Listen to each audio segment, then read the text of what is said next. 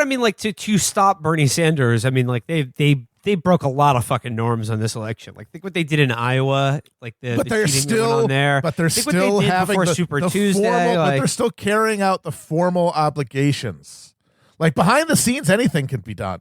Of course, there's no rules, but you have to observe the formal obligations because this is a one-party state. The United States is a one-party state. It's a one-party capital state. The Democrats are there to provide an illusion of, of deliberation through norms.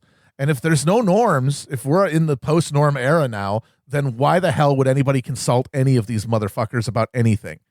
Why would you be in a room with fucking Steny Hoyer if it doesn't matter that you observe norms? So I mean, like obviously they just want Bernie to drop out so they can just like be done with it or whatever. But he's not doing that, and God bless him for sticking around. I mean, we need somebody out there talking at a national level about like what people need and how this could be different. Like, were we a barely functional society or state?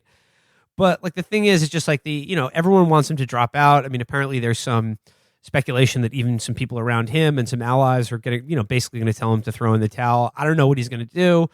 I don't know how long he's going to hold it out. I would hope he would stick it out as long as possible. I mean, like there are still a lot of people who really are counting on him and who believe in him, even if they have, abandoned the idea that, he's going to get this nomination. But I mean, it just seems to be like there's a growing demand for Bernie Sanders and his campaign and only them to do some sort of searing moral inventory about what went wrong or what they could have done differently. Again, by the way, all these demands are being made by the people who fuck them over in every way possible during the fucking actual campaign. So what do you guys make of that? It is more important than ever in light of how fucked up, how illegitimate so much of this primary is that you not listen to these people. Yes. These people do not deserve for you to fucking entertain any of the horse shit they say.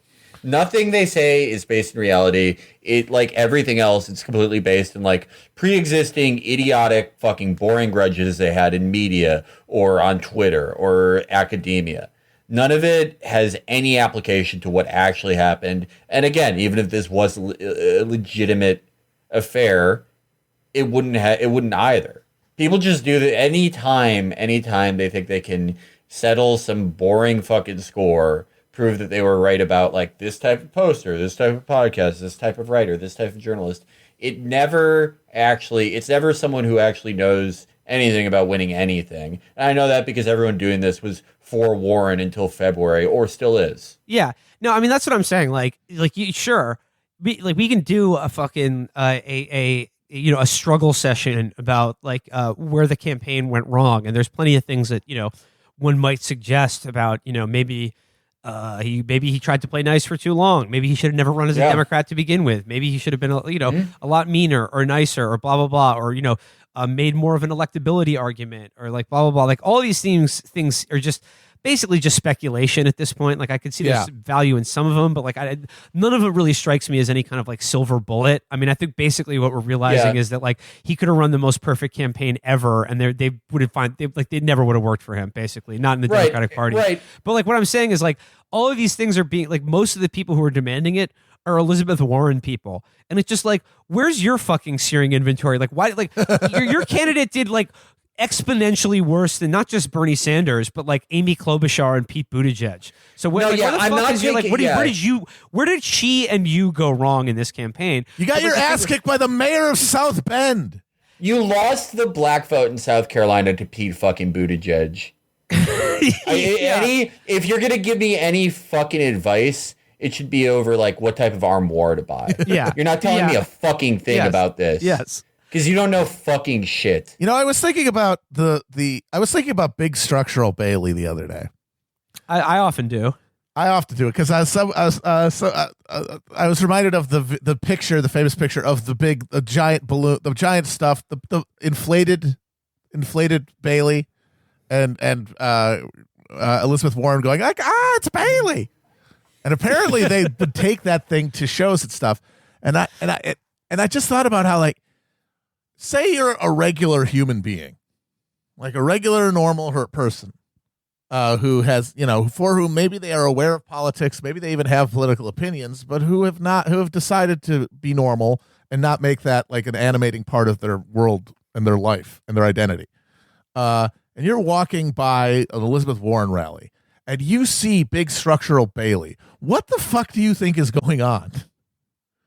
Like Big Structural Bailey, to explain what it means, you have to have so many dense layers. It's very much an internet product. It's a product of people of advisors and staff who are just internet poisoned.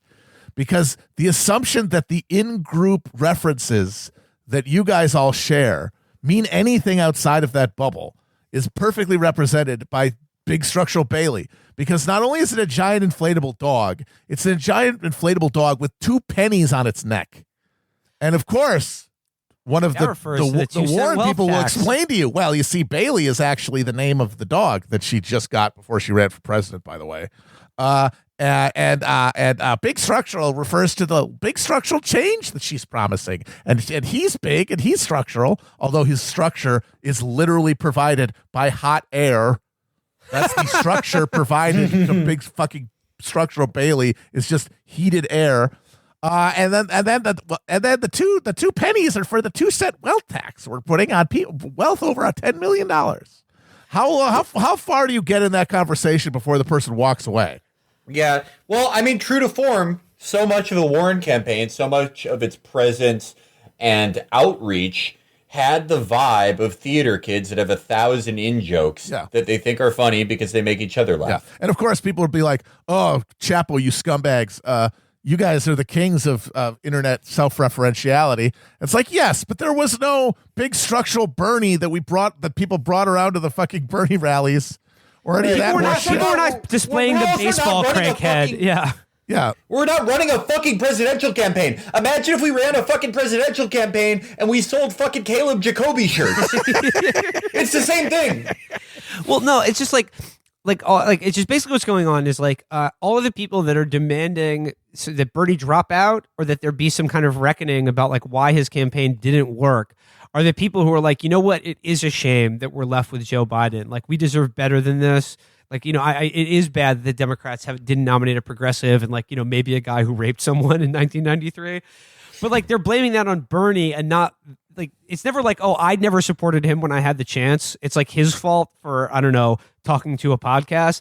Basically, they just want us to admit, like, this show to admit that, that we personally tanked Bernie Sanders' chances. Right. And my question for those people, you can talk about like the people on Twitter who are not at all broadly representative of voters you actually run into. But the other shit that happened, like a pro-Israel lobbying group throwing fucking millions of dollars into running specifically anti-Bernie ads, only anti-Bernie ads, what would have prevented that? Would that not have happened if people were fucking nicer to Matt Iglesias? Yes, it would have. Would that not have happened without snake emojis? It wouldn't have happened. No, yeah. Or are there other forces beyond your fucking little world? Yeah, that never would accept a Sanders fucking candidate. I mean, I guess it's solipsistic. Which is it? That's what I'm getting at. Is like these people just want us to say like it was our fault. We hurt Bernie, and therefore that's why Biden is the nominee, and it sucks for everyone. Where it's like, well, we tried as hard as possible to make sure Bernie was the nominee. And like you maybe started tepidly supporting him in February of this year. Please fuck off forever. Like the idea that I would ever like apologize to you or even take what you have to say seriously is laughable. And it's like you supported the candidate that did worse than anyone. You're like, your candidate didn't finish higher than third in a single fucking primary. Like why all the advice now? Yeah, why all this advice now about what Bernie should have fucking done differently? And guess what? Maybe if you had wanted to influence the way Bernie did run a campaign, you should have, like, I don't know, worked for him, volunteered for it, or like done anything in the chance that maybe it would have made a difference, right?